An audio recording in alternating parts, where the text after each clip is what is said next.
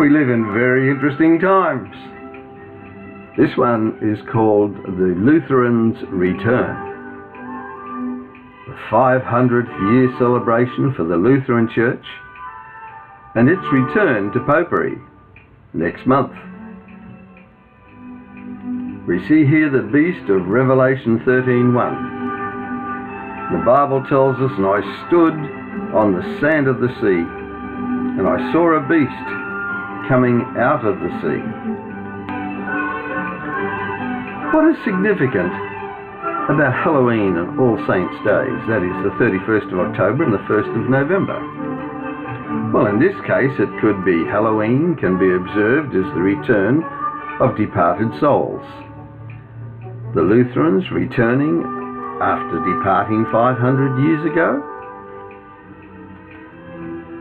All Saints? Prayer for all saints' souls who are in heaven or rising up to heaven? Could this indicate the rising up of the Lutheran Church souls? At the 500th celebration of the Lutheran Church this year, there will be unity, not protest.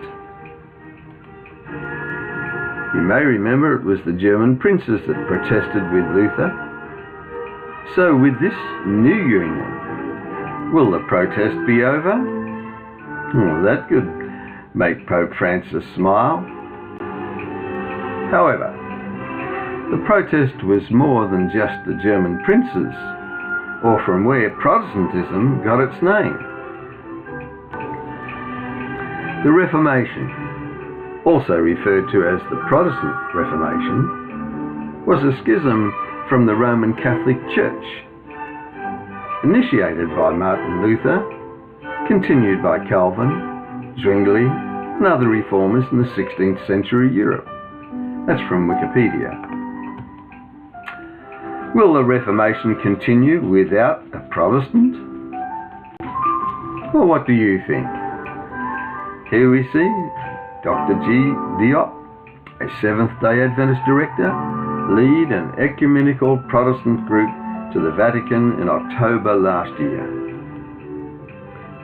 And the Pope referred to Dr. Martin Jung's phrase, "Jesus is with us." Dr. Martin Jung is the General Secretary of the World Lutheran Federation, and they all stayed 3 days at the Vatican convent of the Sisters of the Holy Child Mary. Evangelicals and Pentecostals welcome unity with the Roman Catholic Church. Pope Francis is seen here receiving a blessing from Protestant ministers.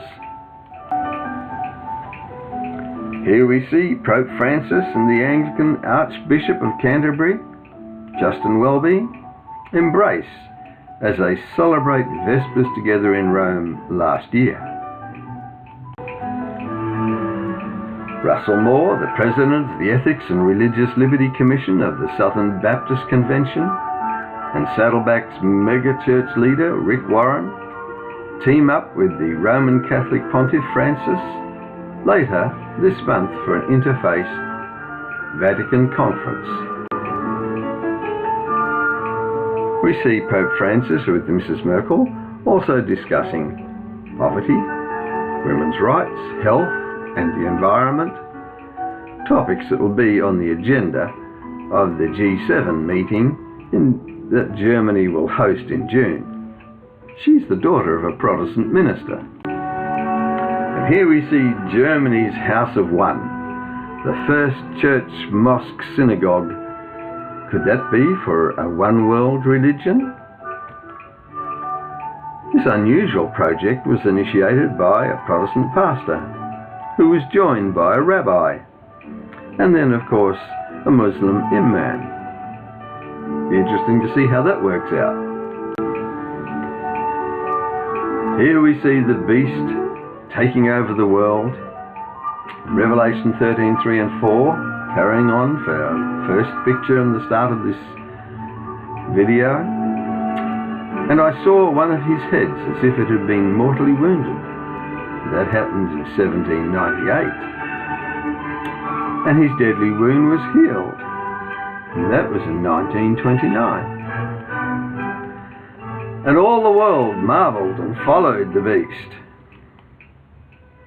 So they worshipped the dragon, who gave authority to the beast, and they worshipped the beast. Well, what do you think? A one world Christian church, followed by the one world religion? It comes with a warning. Again in Revelation 14, and the third angel followed them, saying with a loud voice, "If any man worship the beast in his image, and receive his mark in his forehead or in his hand, the same shall drink of the wine of the wrath of God.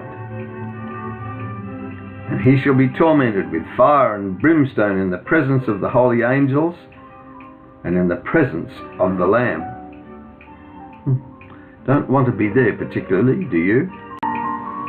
Or you could choose, again Revelation 14:12, "Here is the patience of the saints, and here are they that keep the commandments of God and the faith of Jesus." And they are in a place where I would like to be. What about you, friend?